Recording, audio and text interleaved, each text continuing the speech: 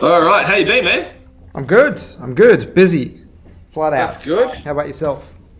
Yeah, we're getting busier with work and stuff like that. Has been pretty quiet with real estate, but it is getting much better now. Confidence is coming back into the market, so That's we're great. starting to see a few more sellers wanting to speak to us and a few more buyers actually coming to open homes and inspections. So Awesome. More recently, you've upped your whiskey game, but how long have you been collecting for? literally from when you guys used my first clip 7 months ago. Oh, wow. You've really ramped up yeah. your collection. Yeah. So I started because my son was being born, and we were always going to places like the Gresham and places like that in the city and valley, and obviously that wasn't going to happen again. And my partner gave me the go-ahead I can start collecting. I'm like, righto. So I've got a couple of like special bottles that I've got that are collectible that will be kept for quite some time and things like that. But then I've got a lot of like the Blood Knocks and stuff like that, which realistically I should have kept but I've started drinking them. So yeah, they're pretty good. You can't deny a good Blood Knock 17. But yeah, all of this has like blown up in the last, like all my Mr. Whiskey Z has all blown up in the last about month. That's amazing. Well done. So yeah. So how long have you been a subscriber for? Is it just that past kind of 7 months or so? Yeah, you'd be probably looking around 8 months now, eight, 9 months or something like that. I think I got a couple of them before he was born, and then he's 7 months. We're about to turn 8 months now, so I'd probably be up to about 10. Yeah, it'd have to be about 10 subscriptions. So awesome. Yeah, it's been awesome, man. That's great to see that you kind of started to build your subscription off the back of that. Yeah, my partner doesn't like that part, maybe, but no, it was for us. It was all about going to places like the Gresham and going to bars and stuff like that, and really kind of trying new things and trying new types of whiskies. And obviously that wasn't going to happen. So the best way to do it, and this is not just saying it because we're on the call. I've said this multiple times in multiple chats and multiple videos. For the money that you pay, obviously we've got a 4-pack here, but the three packs, you pay what? $49 the first one, $60 for the second one. You're paying more than $10 per drink at a bar anyway to discover new kinds of whiskies. Look, I wouldn't even want to guess what a Blood Knock 17-year-old would be at a bar. It'd be $15 minimum. Oh, at least. At least, minimum. Yeah, minimum. So let's work off that. You've got basically that's $30 for one, and then you've still got two other 60 mils. So yeah, I kind of saw it as a good value thing. There's been look, there's always amazing stuff, and there's always, no offense, some pretty shit stuff. Like the Kenzai was one of the worst ones I think I've had in the box. That goes both ways with some people. Some people love it, some people hate it. The worst thing was, I think for me, it was probably the most hyped up one for myself, because I've travelled to Japan a lot. I've spent a lot of time. I used to work over there, so Japanese whiskey is a huge thing. Yeah. Like that's all the Japanese I whiskies. can see you got some nice stuff there. Yeah, and well, sorry, I should say that's the Scotch with the Japanese label.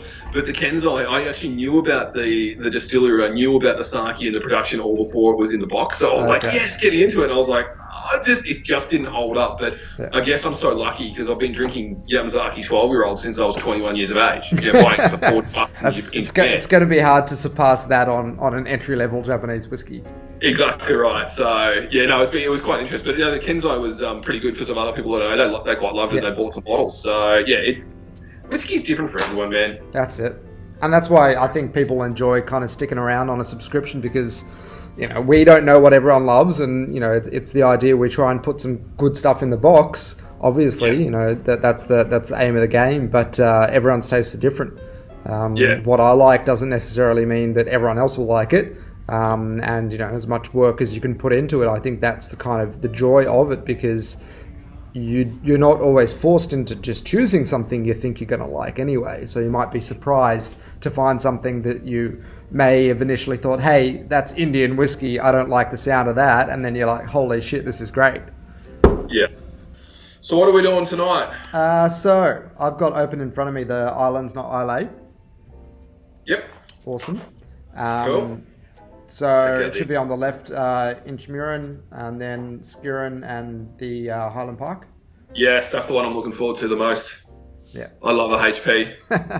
So one of the things that I always kind of start off with, I had started off on my channel, I don't seem to get the nose or the tasting notes that everyone else does. We were doing the Hobart whiskey one the other night, and someone just said, "Oh, there's cotton candy." I'm like, "What? It smells like apricots." So yeah, so that's cool. We'll have a look. It depends on what I do. Like if I've already had it, I normally taste them before I obviously do any videos and stuff, because I'm not going to get on there and be like, oh, but yeah, no, I don't normally read anything at all beforehand. So yeah, cool. All right. Awesome. These two are at 40. We've got 46, 40, and 40. So the first one we might try a little bit of water. Okay. So we've got the Inchmurin, so Loch Lomond Distillery. 12 years old. The idea with this box is essentially everyone that kind of I generally have a conversation with around Islay is like, oh, don't like Islay. Essentially, it's a region, yes, but they assume that with smoky, Islay just meant the islands. These are different islands that aren't known for their kind of peaty whiskies. Highland Park does have a little bit of a ppm to it. But this is something that I think we can kind of just open up the language and how we have a conversation about whiskey, so that you can find the one that you like without just subjecting it to, this is a category that I don't like. So I normally stay away from this island generally because majority of them are, or they're kind of advertised as peaty whiskies, and I'm not the biggest fan of peat whiskey. So this will be kind of good and interesting for them. Okay. So I've never had a Loch Lomond before. That nose is super sweet, but a little bit like smoky, a little bit sandalwoody. You get a bit of a brown sugar. It's obviously sweetness through that. Yeah.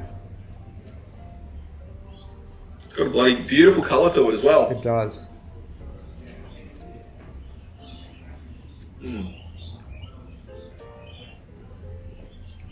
So it's pretty sweet, but it's not over the top sweet. No, it's got a little bit of nearly like a citrusy sour end to it as well. So it does kind of, I guess, balance out quite well. Yep. And no burn at all. No, but it's 46. Even at 46. Sits on that sweet spot. Yeah. Which is kind of, the higher end for where you would expect that burn to sit. 40, obviously, you'd expect minimal burn, but I think there's kind of that sweet cinnamonness to it, if that's a word, or I just made that word up. Don't worry, the amount of times that I make words up on descriptions, it's I think everyone does. How else do you get to your description on it? But that's it. So, as I said, I've only seen this before. I've never had it before. Well, I don't know if I've seen the 12, but I've seen all the younger age statements and stuff. And they seem to be pretty, like, for value for money, they seem to be pretty good at the shops and stuff like that as well. So yeah. So something like this and something like Iran, if you're familiar with Iran, in my opinion, those two labels are incredible value for money and incredible amount of variety. You can continue to taste different cask styles and expressions. Because they're not just sticking to a 12-year-old and a 15-year-old and that's it, or they are coming up with new combinations through the no age statement approach, which I'm all for, because I think it does speed up the release of different whiskies and kind of does allow for more creativity. So yeah, I'm all for that type of stuff. I think Iran was in the first box that we actually got from you guys as well. Yeah, so that was the 18 maybe. It probably would have. I've got all the empty bottles I keep for. I don't know why I'm keeping them, but I've got them here anyway. So is this a fairly popular? Is the 12-year-old statement? Is that something that's only with you guys, or is that a fairly easy one to get? That's I wouldn't say fairly easy. I think it's accessible. We actually had quite a bit of an issue this month getting the amount of stock that we needed of it. So it's available, but might be more difficult now that we've cleaned out most of the supplies in Australia. Always someone to ruin it for everybody else. It's not an easy job when you a couple of years ago I could call up one distributor and get what I needed. Right now I need to call up 5 distributors and piece together all the volumes that we need. So it's That mainly because of COVID. Yeah, COVID's given a big boost, but the growth has just been pretty consistent. Obviously, when I look back, to when I started, then it's quite a massive difference. But every month it's incremental. Yeah. So we've got the Skirin here. So have you heard of Scapa Distillery? No. So that was probably the interesting one out of the wording on here. So this is another island, but Orkney Islands. So similar to Highland Park, which we'll be tasting in a few minutes. This is not the northernmost, but very close to Highland Park Distillery. So I think they're actually walking distance to each other. A very honey note on this one. This is actually known. So this is the nickname for this one is Honey Tropical. If you have a look, not on the glass, but on the tasting notes, we've written it in there.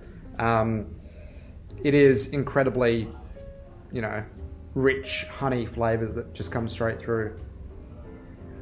So sometimes it does pay to read these before you start tasting as well. So sometimes you want to learn it yourself and discover things, but sometimes it's good to read. So it's also the thing when you can't quite put your finger on a smell or a taste. You're like, I know there's something here, but I don't know how to describe it. It's something I haven't had before. That's where I think that the tasting notes kind of help you take that knowledge to the next level, because you can connect the taste with what it actually is. Yeah. And that's a funny thing, because there's so many different smells, so many different tastes in whiskies. That's why it takes so long to feel comfortable knowing what you're talking about. Yeah. Which we're all still learning each whiskey at a time. We are. That is super smooth. That's a 40. Okay, that's a 40%. Okay. Yep. That is a super, super smooth and super clean whiskey. But that's still quite complex. Oh, for sure. That's not like your typical Japanese smooth. Yes. It does have a little bit of a roundness to it. It opens up towards the end. That would be an awesome summer whiskey. Yes. Cool it down without putting some ice in it. Yep. Put it in the fridge, something like that. Cool it down a little bit and just enjoy that sitting back when it's beautiful weather outside. That is a amazing whiskey, and you are right. It is very honey notes all the way through, from the nose, from the palate. Well, I think, as you said, it's quite crisp as well. Mm. It does have some element of freshness to it. Yeah, apple skin, green leaves with soft brown sugar. There we go. So this is, again, I've never heard of the Scapa before. So is that something fairly new in Australia, or they've been around for a little while? It has been around for a little while. Not a very well-known import, but actually more difficult to find than the Loch Lomond. But I think they're starting to ramp up what they're doing in the country. So hopefully we'll be seeing more of them. And do you guys have these available? Yeah, we do. Yeah. So we've got a few more in stock. But usually once the boxes start to get received, all the stock that we thought we had disappears quite quickly. I'd say so far this one will be sold out pretty quickly on that one. That is a beautiful, very clean, very crisp summer whiskey for me. That would be. All right. And that's a no age statement. Is it a blended? So I should have read everything beforehand. I try not to read too much stuff before we do whiskey reviews, but is it a blended? Is it a single malt? So it is a single malt. It is blends of different age statements to obviously balance out that no age to give it some more complexity, I guess. Yeah. I'd say that one will definitely be going on my list from the box as well. That is perfect. I think this has been a nice order as well, because we know that Highland Park is going to be a big hitter. Yep. I'd say, now, I can't remember if it's the 12-year-old. I went to a Highland Park tasting night, and it was amazing. So straight away bought an 18-year-old, and it doesn't have much peat in it, which is a great. I think we had the 12-year-old, and it just had a lingering a bit of peat in it. It wasn't an overpowering flavour or a big smack bomb, which is, that was my problem. I didn't want to go and just have peated whiskey, but I took a friend of mine who he was into. He was slightly disappointed that he didn't get all the peat that he wanted, but he also discovered something that he absolutely loves now as well. So So it's good to rekindle back with the Highland Park again. Yeah, I think what's becoming a lot more popular is that sweetness and peatiness. Yeah. So you have a couple different distilleries playing on that, on the verge of being smoky and being sugary, which from a port cask perspective, I think people nail it, and from when it gets maybe too honeyed, it can either be great or it can be a bit of a Frankenstein. So you've got to be careful with those ones. Well, I'm a hard man to please when it comes to peated whiskey, so we'll see if this one stacks up for us. So I'm pretty sure. It already smells great out of the bottle.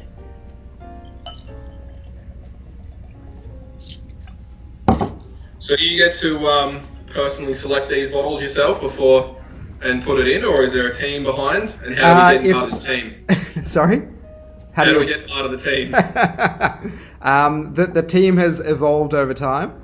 So there's myself plus 5 others in the Whisky Loot team at the moment, and we all kind of contribute to tastings and discuss the samples that we receive from distilleries. So it's about finding not only a good whiskey, but something that matches in a good theme. Because we try and obviously educate people, and it might be a location-based theme or it might be a taste-based theme, but that theme is really important to make sure that the tastes aren't too jarring. Yeah. One of the things I do enjoy is when you do have your actual explanations about them with a little bit of history and some of that. One of the things we find is that some of these websites, they actually don't have much information about them. No. So when you go find them, there's no information. I did some whiskeys last night, and there's literally only, it said, this is a very sweet with a little bit of peat, blah, blah, blah, and that's it. There's nothing else. Yeah. If you guys had done that, at least there would have been some information about it. So I do enjoy reading that part of it when it comes to it as well. Yeah. I'm always surprised when you go on Dan Murphy's or something like that, biggest retailer in the country when it comes to alcohol, and the description is this big. Yeah. Yeah. You have to go to the reviews. Yeah. You get more information from the reviews than anything. Yeah, you do. On the nose. Yeah, is that too much peat for you? No, not at all. It's that just a very small lingering in the background. It's got a bit of sweetness to it as well. A little bit of licorice coming through as well. That's it.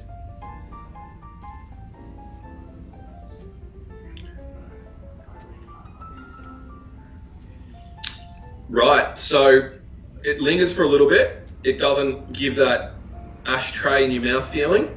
It's a very. It's more like a. Do you know the 95% Lindt dark chocolate? Yep. How good would that be with this? Okay. That'll be my partner straight all over it then. She'll bring the chocolate, I'll bring the whiskey. That bitterness that you expect from this, and it's slightly sweet at the front, and then it kind of dries out. Yeah, it's not overpowering at all. It's enjoyable. For peated whiskey, that would be something I'd definitely be drinking. It's that ashtray in your mouth kind of taste that just doesn't go well with me. I know a lot of people don't like it, and I know a lot of people love it, but that there is, again, it's a very smooth being. That's the 40, isn't it? That's 40, yep. Yeah, 40. It's just a smooth, and that's a 12-year-old smooth, ex-sherry. The sherry comes through a little bit. Yep. And I do love a sherry cask whiskey as well. Oh, I love sherry bombs. So letting this linger a little bit, you do get a little bit of spiciness on your tongue, but nothing too major that, again, after a few sips and some of that, it turns you off. That's quite enjoyable. So if you had to rank them, 1, 2, 3? Backwards of what we had. 1 for the Highland, 2 for the Scappa, and then 2 for the Lochmont. Oh, we got a tie for 2. Oh, is that what you were doing? So the Skirin? I would say... I would actually say the Skirin, even though cheapest bottle in the pack. Yep. That's a real crisp flavour that is hard to find, that level of kind of delicateness. Yes. Highland Park, and then Inchmuir. Even though Inchmuir is amazing, like there's some like that cinnamony oakiness is really nice and unusual. Yeah. I think I would probably go with the other two first. I actually don't think, and this is the way I do when I do the reviews and I'm doing taste testings. I look at the price of it. Obviously, is part of it, because if you can buy the exact same thing for $50 cheaper, then you go the other $50 cheaper one. The style of it, so the tastings of it, these two are very separate drinks, and I would not be drinking these two at the similar kind of event that I would do it. So these two here, I'll put them as number one, and then this one is number two, because this one, as you said, it is a very crisp. It's a summer one for me. I wouldn't drink the Highland Park generally the times that I'd be looking to drink this one here. So, no, the Scappa's amazing, but I think the Highland Park, I think all two of them, great. This one's really good, but yeah, definitely for me. Yeah. So, I'll be definitely getting a Scappa one, because I know I can get the Highland Park available, but I'll be definitely trying to find the Scappa for sure. We'll let you know if we've got some stock left over. Please do. Awesome. Well, it's very, very good catching up. I know we've tried to do these do this video kind of in person ideally, but I think due to COVID, makes sense to do something like this. The world's changed and you've got to adapt, and that's what we're doing, and that's been part of the best part of the Australian whiskey stuff at the moment too, is we're finding a lot of virtual tastings and online stuff, and getting a lot of you guys doing a bit more reviews as well on YouTube, which has been really good to see. So it's been a good escape from reality of what's going on and enjoying some amazing whiskey. Awesome. And we'll touch base about selecting some whiskies together. Maybe we'll get you involved in the next couple of packs. I see the last ones that you guys did you literally had a cast named after you guys. That's all I'm looking for. That's all I need. That's all. That took us like 3 years to get to that stage. I can wait. Not a problem at all. Mate, cheers, thank you. Cheers. And we'll catch you soon. Have a good one, mate.